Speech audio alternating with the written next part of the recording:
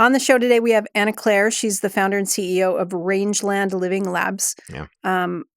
Amazing conversation today about how the juxtaposition of raising livestock and creating a revenue stream through agrivoltaics is a common sense solution for the community moving forward. Yeah.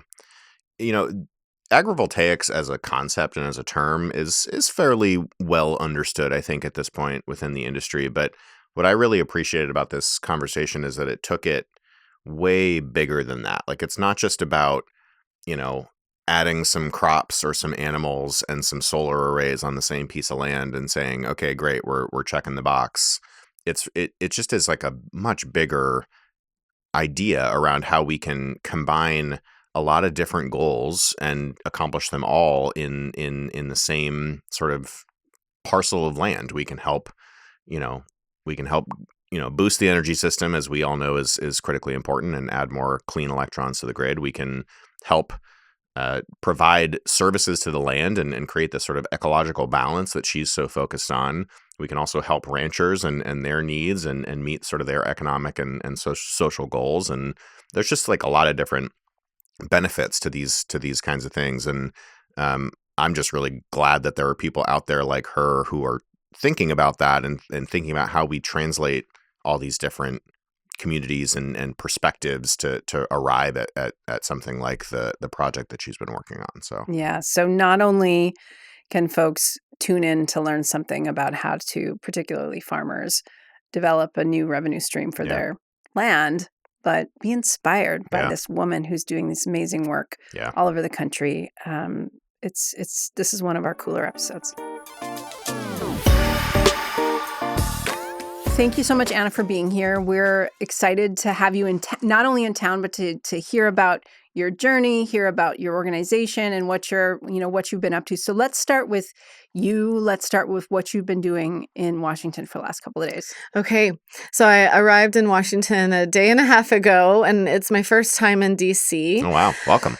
Thank you. And I will say I started off my morning. I left my hotel 2 hours in advance of my first meeting because I wanted to just cruise around and see the things that you want to see when you come here. Nice. And I approached the Washington Monument for the first time in my life and started crying. Wow. That is, it just was, it has been a powerful experience. Yeah. I will say that. It's been moving from there, to the Lincoln Memorial and the things that I've read about and seen on TV, but have never seen in person as a U.S. citizen, born and raised, here in the deep South. Yeah.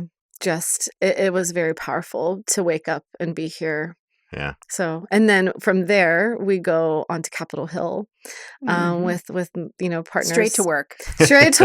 Yes. Dry my eyes. Yeah. Fix my hair and get over there. So it was great. We don't often talk to people with your background, so we would just love to sort of hear about what you do and sort of how you come to this space. I know that you're a rancher and that you're an ecosystem scientist. Those are two titles that we do not hear from very much. So we would just love to hear a little bit more about sort of your background and how you came to that work. Yeah. I grew up in Southwest Louisiana.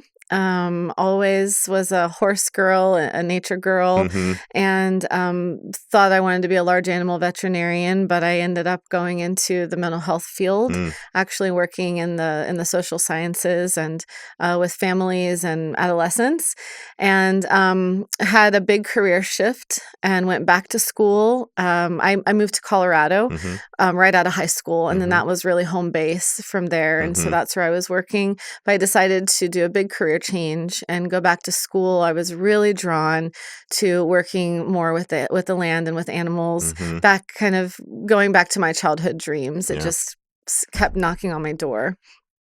So I'm a kind of a big nerd in a lot of ways. And so how do I create life change? I go back to school.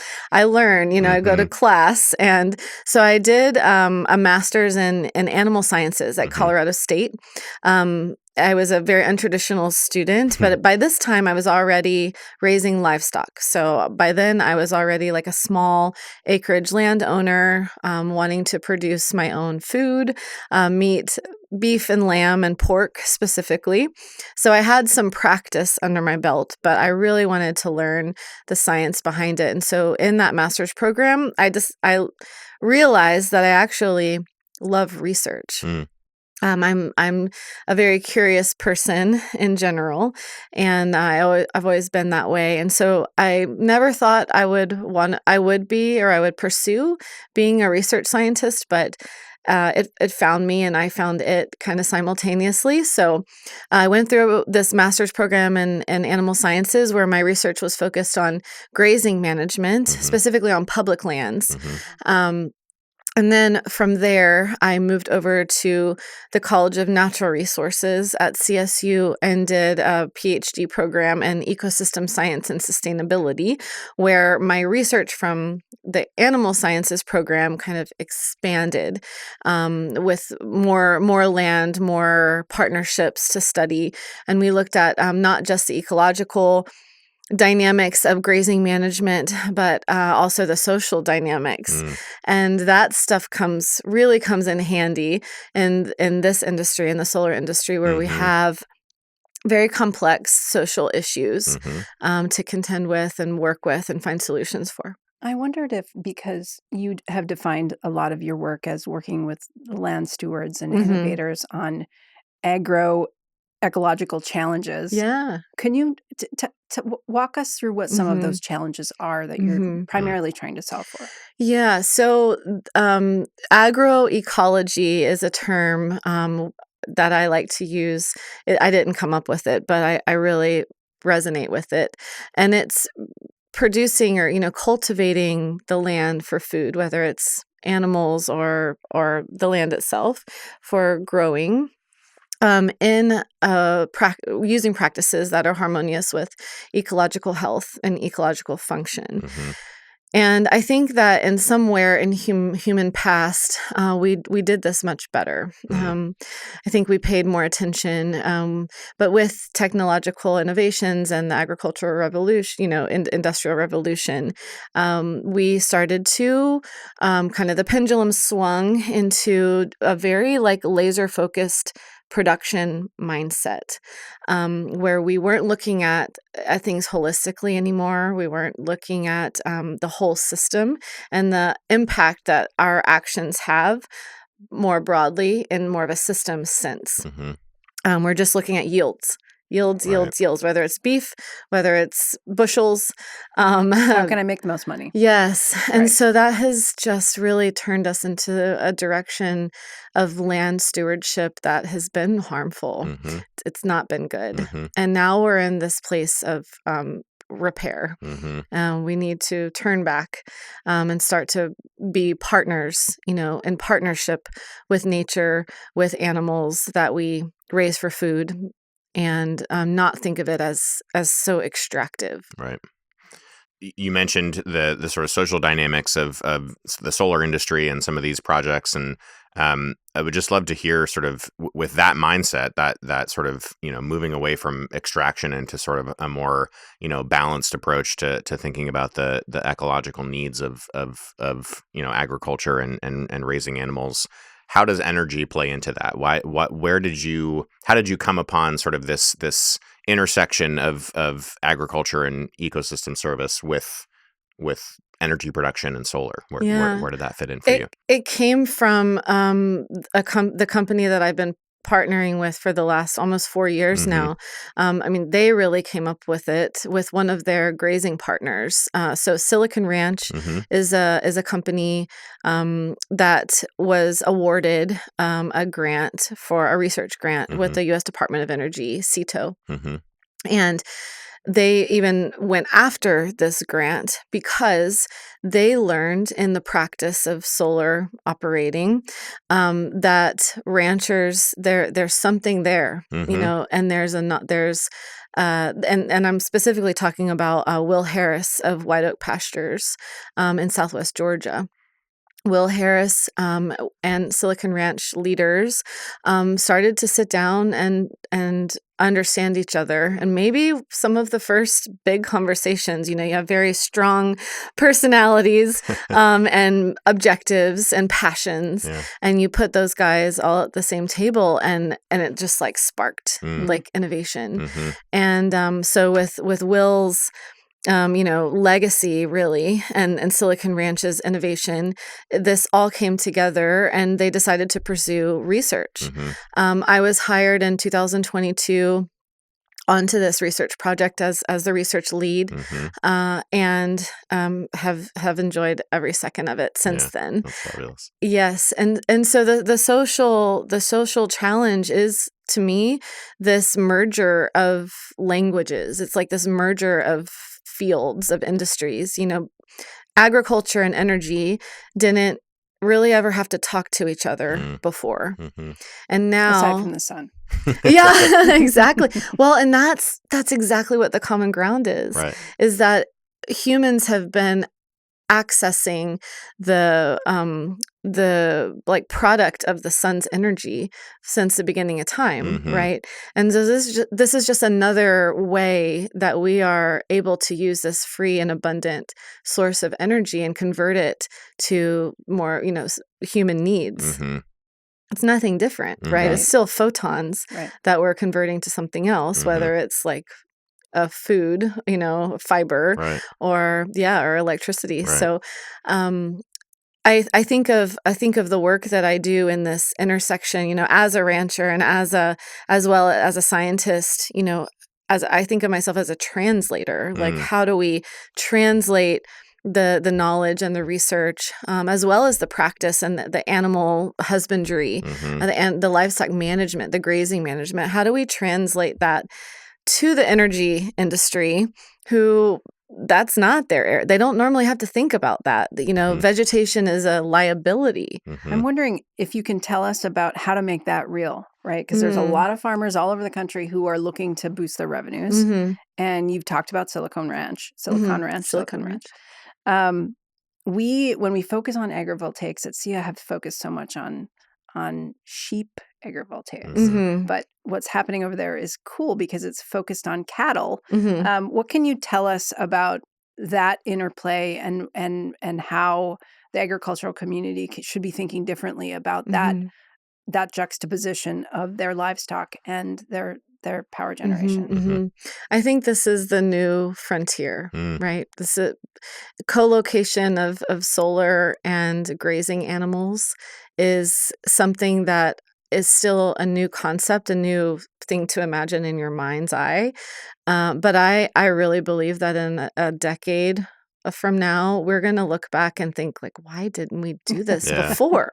Like, why haven't we done this yet? Why is this still, something that we're deliberating on? Because it just makes so much sense. Working with the agriculture community, farmers and ranchers, the first thing, that is of concern is animal health and welfare, the safety of the animal. And that also is about nutrition, right? Like, are my animal, because what are they doing? What are they making their money off of? They're selling beef, means pounds. And if their animals aren't gaining weight the way that they would in more of a traditional ranching context, like an open pasture or something, then that's not a win for them. Why would they go through the extra effort? So the research is about finding those learning points, and through empirical, design and data and statistics and all of that, and bringing that information to both sides so that we can really back up the claims that, yes, this does work, or this can work, but show it, So that's where science comes in, and that's that applied science, especially. Our research is not conducted in a vacuum of like science for science. Our research is absolutely applied. And we research our design is part of working solar plants. Like these places are not just they're not mini versions. Like a greenhouse is a mini version of something that's going on in a natural context, and it's very highly controlled, right? When you're working with in like ecological research, but applied research is that which is conducted in a real setting, Right. and that's what we're doing. So we're hoping to show that this doesn't just work in some kind of contrived mini version of reality. It is the reality. I really appreciate what you said about sort of being that translator between these groups of people that have very different goals and very different lexicons. Yeah. What advice would you give to solar developers and folks in the industry who might not be familiar with these kinds of projects or these kinds of stakeholders like ranchers? Like what do they need to know in order to think about these kinds of new efforts? Yeah, that's such a good question. And I think it really boils down to understanding stakeholder values. What do they value? And I'm not talking monetary. Yeah. Sociocultural, this was part of my dissertation research, actually. Sociocultural value systems are highly influential, especially in ranching and farming people. Sometimes more so than monetary value.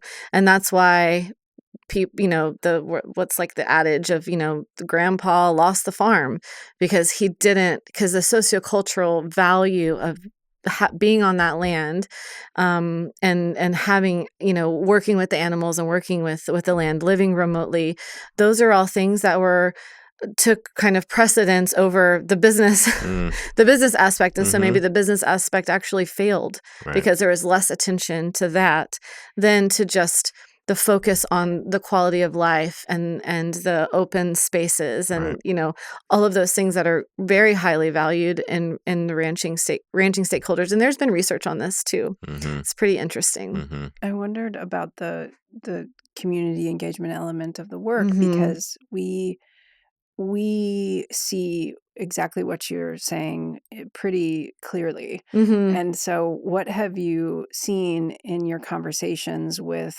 the local communities about the value, to your point about the difference between the business and the societal expectations and doing things the old-fashioned way versus evolving? How do you talk about it when you're in the field? Yeah. So I bring it down to the animal, because that's what they really care about, is the animal. Of course, the land too. And so talking about how one of the first things I might say is, where are your cattle in the heat of the day? They are doing their best to access shade. So if there's one pine tree in the middle of the field, they are all clumped in the shadow of that pine tree. I have seen with my own eyes like a wind turbine. Oh yeah. And it casts this big long shadow, and the cattle are lined up in that Following big it. long shadow of the wind turbine. In the time of the day that they're resting. I mean, cattle graze. They're grazing about 10 to 12 hours a day. The rest of the day, they are ruminating. They're lying down and they're digesting. And they need places to do that are conducive to metabolic efficiency, basically. So, and ranchers know this. Ranchers know that any kind of heat stress or other kinds of stress really affect the immune system of their animals, weight gain of their animals. Animals will gain less weight. And again, they're selling beef, right? They're selling pounds. So this is all very important. Veterinary care is extremely expensive. So avoiding, illness and disease and anything is also to their, advantage. So talking about how raising or grazing animals on a solar array is actually beneficial for animal health and animal welfare, that starts to speak. You talk about in some of the early research that they did in the University of Minnesota, which we are going to also repeat these measures, but measuring things like daily water consumption. And when cattle have access to or raise under a solar array, they consume less water than animals out in an open pasture. They spend less time walking to water. And what do cattle do when they're walking? They're burning energy. So that is that much more calories they have to consume, right? To put on extra pounds. So there's that whole thing, as well as just more metabolic efficiency. So when they're not having to put metabolic energy towards cooling their bodies or higher respiration rates because they're too hot, things like that, they're able to put that energy towards growing. And so they have found in other research studies that there's better average daily gains in cattle raised under a solar array versus a control, as well as higher milk yields. I mean, our dairies are some of the most highly measured animal systems in animal agriculture. Every ounce of production is countable. And so it means a lot when you start talking about the animal performance, the animal health. And I like to start there. Is there a protection element too? Because when we talk about how solar arrays are manufactured, they're built to withstand, 1.5-inch hail, etc. Is that in your research anywhere where you're recommending for development that they develop these arrays to a certain point to be able to withstand hail, wind, rain, etc., snow, and that would then also protect the animals underneath? That's a pretty out there question. Yeah. I'm just wondering. I know what you're getting at, though. In your research. Yeah, like can we translate just the specs, like the regulations around the specs of these things? Can that be translated to animal safety or like resistance to like damages? Exactly. Yeah, I see what you're saying. Our research is not measuring that directly. But what I am learning, and I'm not an engineer, so this is a little bit beyond my scope, but what I learned from the engineers that I work with is that the solar arrays, these modules are built to withstand often up to hurricane 2 force winds, right? There's no way a cow is going to exert that much, near that much force. And again, in our research, we actually tested interactions with bulls. So we tested physical engagement of bulls on mock-up solar modules. They were not electrified, just in case, but nothing happened. And even bulls kind of scratching, and there was actually some like mounting behavior, which is really common in cows, females and males. They will do that. And accidentally like bumping the panel like with their back. And nothing was broken, nothing was shattered, and no animals were hurt, things like that. And so cattle are like designed to eat. Like that is their life's mission. They want to mother, and they're great mothers. They want to mother and they want to eat grass. So they're not like out looking for trouble. That's a waste of energy. So I think I don't know, we have to put ourselves in the position of the animal and really, and that's where the partnership with the solar industry and the ag industry is so important, because your solar people do not know animal behavior. They don't realize like the way that animals interact with each other when they're out grazing, like how they spend their time, what parts of the times of the day. But that's what our ranchers do know very well. And they understand those thresholds and those like parameters of what kind of behavior or what kind of system is going to be compatible or not. But cattle are so adaptable. They're just really able. Look at the way dairy cattle, how they're managed. If you've ever seen videos, and it's just like a highly mechanized environment and very confined, actually, for better or for worse. But those animals have been able to adapt to that. And so really, like I think of a solar array as a liken to like a savanna or like a silvopasture, which is basically like a grassland with trees. And in Colorado, their cattle are grazing in U.S. Forest Service lands. Like they are grazing. I've consulted on ranches in Hawaii, and in Hawaii, the cattle graze these steep slopes with really dense tree cover. They're like forest nymphs. Like it is like it's almost something out of a book. That's cool. Like this is so weird to see cattle in this environment, especially after being out west where it's like wide open. Like Hawaii, it's just so closed. And but they do it and they do it well. So like a solar canopy is not out of the question. It's not something so foreign to their instincts. They do very well.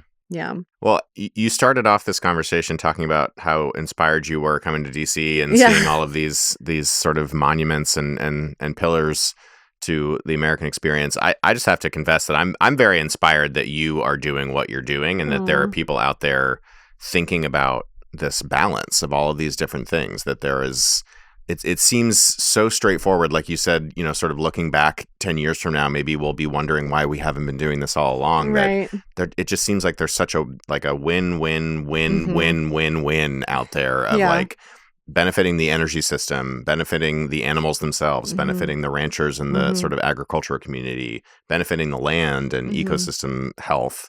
Like it all seems like it's right there. Yes. And we didn't even get into like the economic aspect, right? And the way that this has really opened doors for ranchers and farmers, their families, their succession planning as a diversified source of revenue. Not just a diversified source of revenue, but in some cases, land access, where land is unaffordable. Right. You can't buy it anymore, especially if you're in agriculture.